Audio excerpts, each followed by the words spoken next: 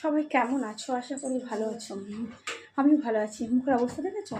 হ্যাঁ, কারণ এই দেখো, স্ক্রুড্রাইভার নিয়ে উঠেছিলাম পাম্প ঠিক করতে। অ্যাকচুয়ালি আমার পাম্পটায় না মাঝে মাঝে পাম্পের ভিতরে হাওয়া ঢুকে যাচ্ছে, তাই জল উঠছে না।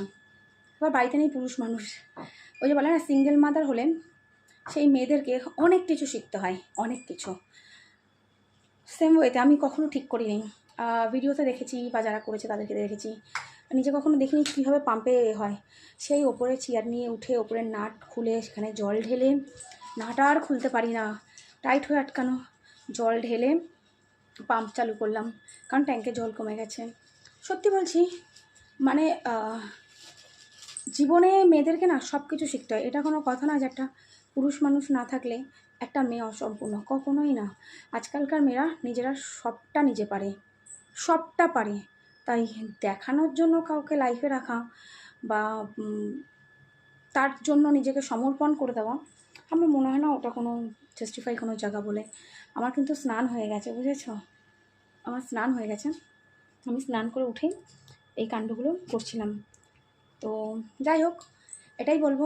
পরে তোমাদের সাথে যে কথা আছে, অনেক কথা আছে বলবো। এখন আর গরমে ভালো লাগে না, রান্নাবাড়ি করেছি, খাওয়ার দাওয়ার খাবো। একটু চিকেন করেছি, মা আবার ডিমের অমলেট করে ঝোল করেছে, চলো দেখাই তোমাদের।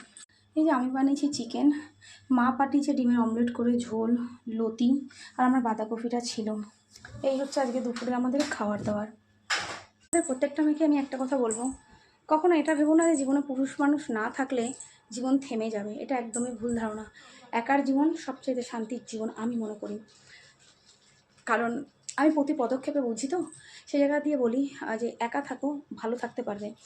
আর মানে বলতে পারো আমি কম বেশি জীবনে সাকসেস হলেও আমি একটা জায়গায় প্রচণ্ডভাবে আমি সাকসেস হতে পারিনি।